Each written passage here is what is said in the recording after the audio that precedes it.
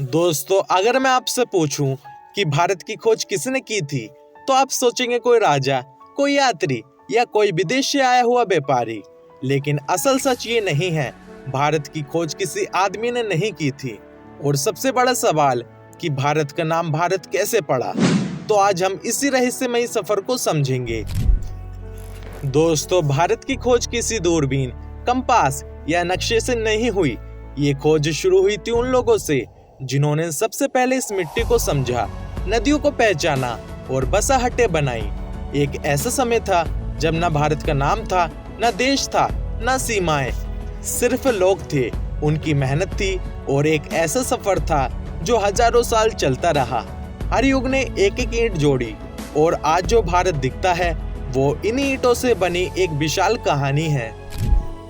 दोस्तों, भारत की खोज की शुरुआत होती है लगभग 10,000 साल पहले, जब इंसान ने इस धरती पर पहली बार घर बसाना शुरू किया था।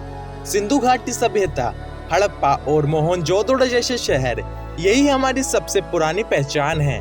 उस समय इस जगह का कोई नाम नहीं था। लोग सिर्फ खेती करते थे, नदी के किनारे बसते थे और नई नई चीजें सीखते थे। उन लोगों के शहर इतने विकसित थे कि आज भी देखकर हैरानी होती है। साफ नालियां, पक्की गलियां, अनाज घर और व्यापार के रास्ते थे।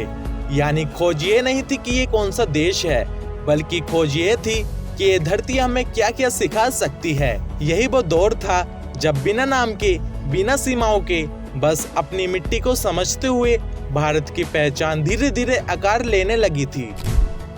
दोस्तों, भारत शब्द की जड़ें हमारे सबसे पुराने ग्रंथ यानी ऋग्वेद से मिलती हैं।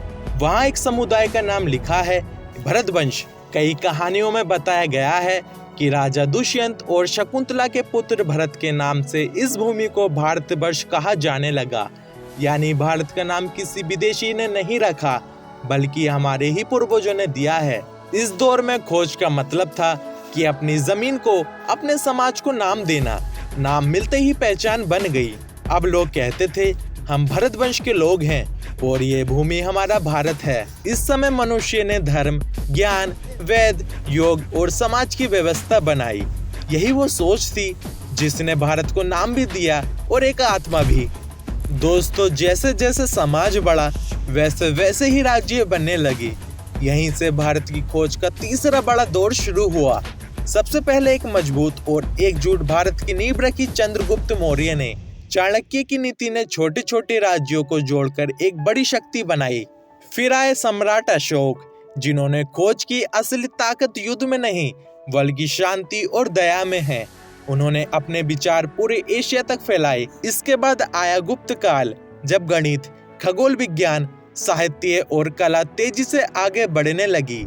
आर्यभट्ट ने शून्य का विचार दिया, जिसने पूरी दुनिया की गणना बदल दी। इस युग ने भारत को सिर्फ एक जमीन नहीं, बल्कि एक महान सभ्यता का रूप दिया। यानी खोज अब संस्कृति, ज्ञान और एकता की खोज बन चुकी थी। दोस्तों, अब तक भारत ने खुद को खोज लिया था, लेकिन अब बारी थी कि बाकी दुनिया भी भारत को पहचाने। चीन से आए दो यात्री, हेनसोंग और फहान ने लिखा कि भारत ज्ञान, शांति और धर्म का केंद्र है। यूनानी लोग इस जगह को इंडोस कहने लगे। अरब के व्यापारी बोले हिंद, और यही आगे चलकर इंडिया बन गया। और दुनिया को यहाँ मसाले, सोना, बढ़िया कपड़े, चिकित्सा का ज्ञान और योग मिला। और सबसे बड़ी चीज, एक ऐसी सभ्यता जो सहनशीलता और मेहमान नवाजी में दुनिया से अलग थी। व्यापार के रास्तों ने भारत को एशिया, अफ्रीका और यूरोप से जोड़ दिया था।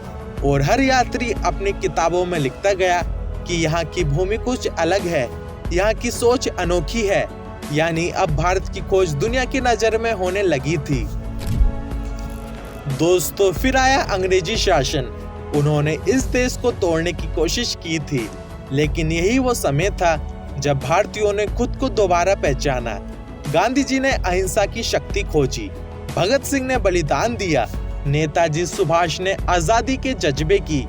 पूरा देश एक नाम भारत के नीचे एकजुट हुआ।